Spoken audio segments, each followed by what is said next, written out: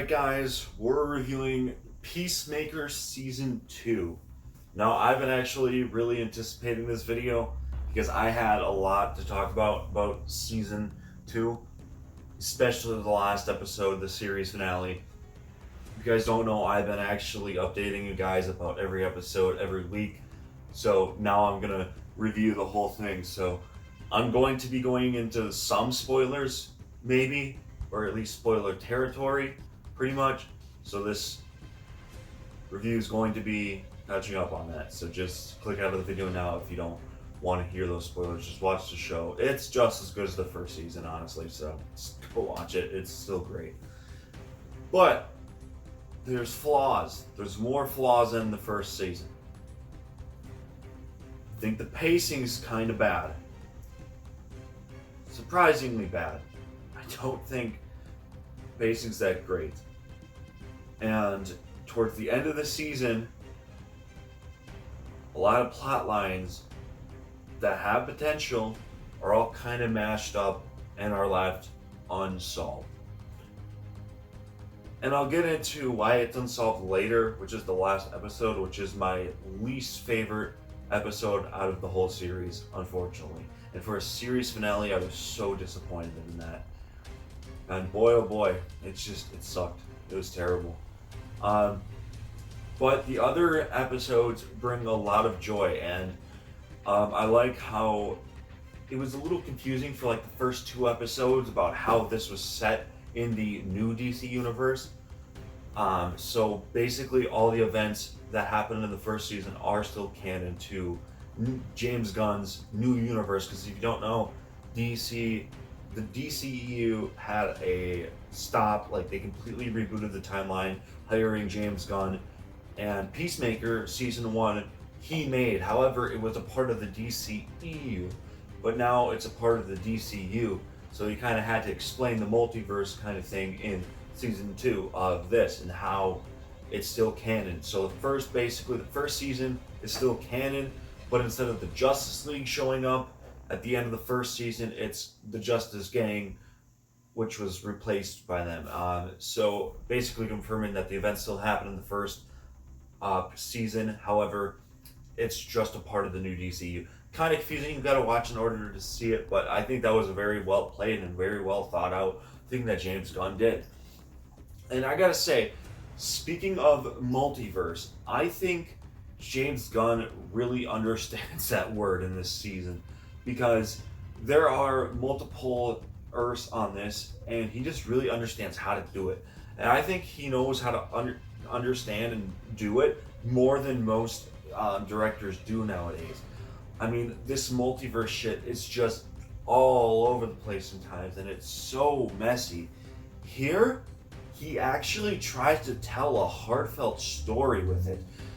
Like, John Cena's acting is like phenomenal as well. Like his range, how far he's come as an actor from a wrestler is just absolutely beyond me, because he does such a good job. He was born to play Peacemaker, and I know I might get a little bit of, I might lose some of you here, but I think he was perfectly cast to the point where he could go up to the people like Robert Downey Jr.'s Iron Man, and Captain America's Chris Evans, Captain America, and Hugh Jackman's Wolverine. Like, that's how good he is. That's how much born he was able to play Peacemaker. He's born to play Peacemaker. Such a good actor, and did such a good job with this character. And he still continues to have his own arc, and there's still a lot of story to tell. So when he goes into this new universe, his brother that died in the first one is still alive.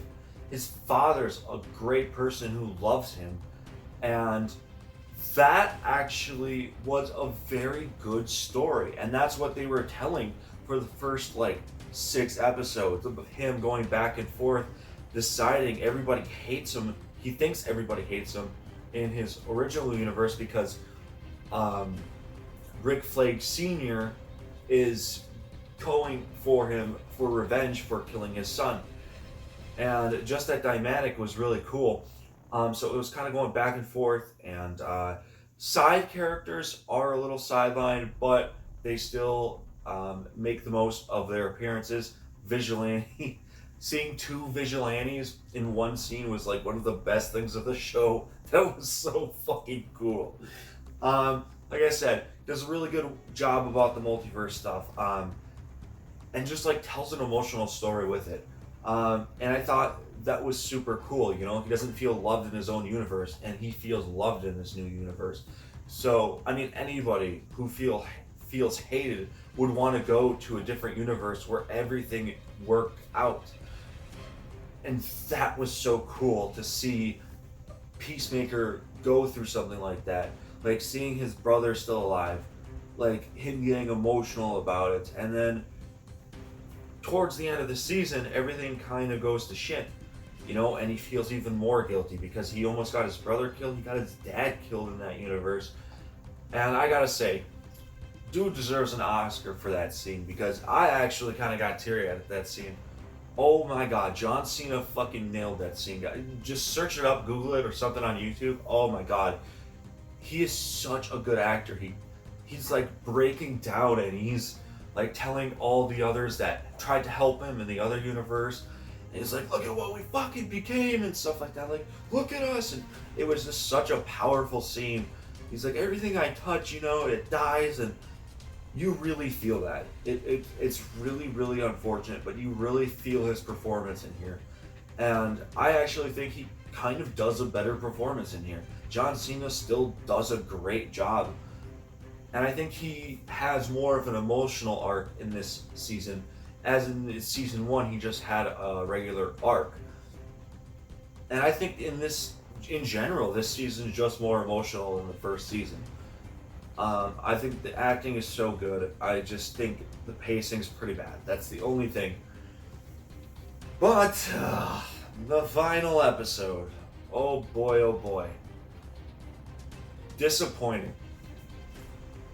This is where it falls off for me. And this is where the show lost me. This finale was almost 50 minutes long and they had so many plot lines. And I was like, they're gonna wrap it up. I was wrong. They didn't. Not one bit. Guys, I really, really was disappointed. Especially knowing that there's no plans for a season 3. The last episode was very disappointing for me. And if you like it, that's completely okay. But I looked at that episode and I saw it more as a setup for what James Gunn's future DCEU has in store. And people were like, oh, well, this finale is actually good because it leads up into Man of Tomorrow. But guys, how? I don't see it leading up into Man of Tomorrow. I don't get how this finale set up a fucking Superman and Lex Luthor movie. I don't understand that. How? I mean, just think about it. It's not possible.